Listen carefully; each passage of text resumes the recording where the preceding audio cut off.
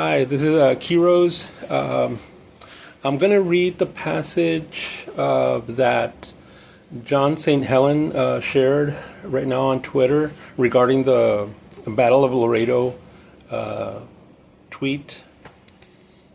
It starts let me see. Among the 13,000 Texans who had stood square for the Union were many Germans, immigrants, and their sons. Most of them were hill country farmers and stockmen, and neither vocation in that country lent itself to the use of slaves. These Germans knew very little of the basic issue of states' rights. They simply held slavery to be the evil it was, and they were against it. But the border voted for secession along with most of Texas. In Webb County, all 70 of the votes cast were for secession.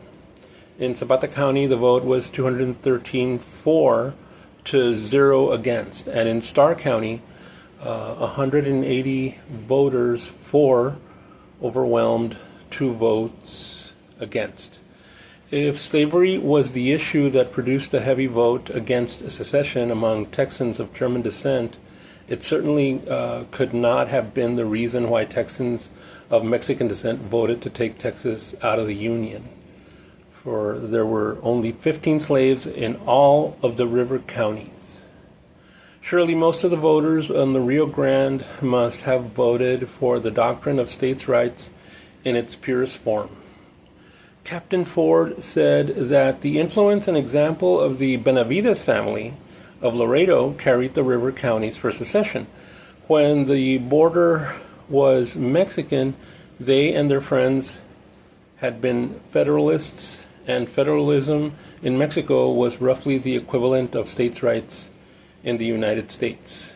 The Benavides were true to their principles. Okay. Next page. The people of Texas were hot to join their southern kinsmen. Governor Houston refused to cooperate, and secession leaders went over his head to the people. On January 30th, 1861, a Texas convention adopted a resolution that Texas should separately secede from the Union. And on the next day, it repealed and annulled the annexation ordinance of, 1845. Voters approved the convention action on March 2.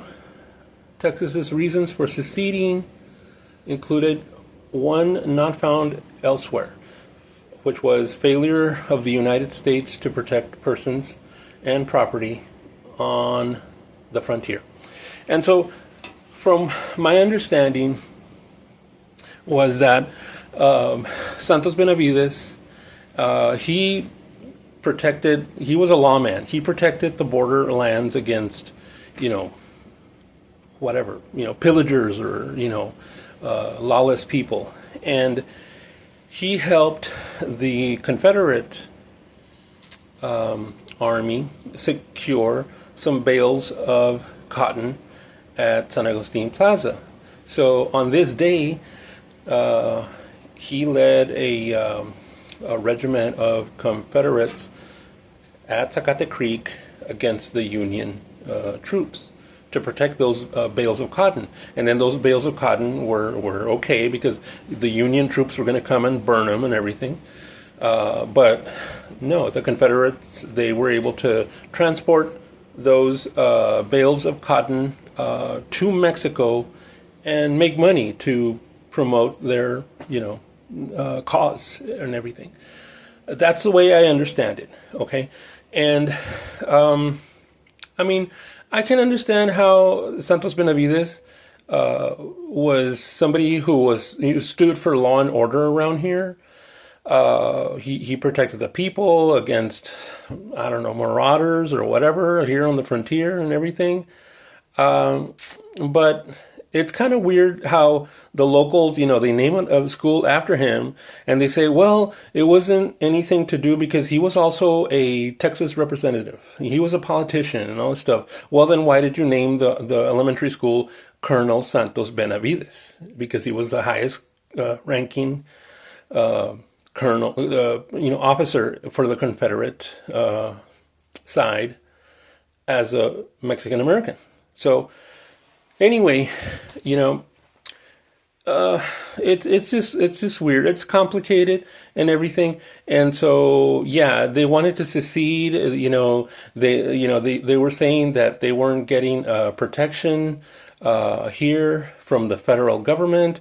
But really, I mean, it had been what, like maybe 12 or 13 years since the Rio Grande became the border of the United States.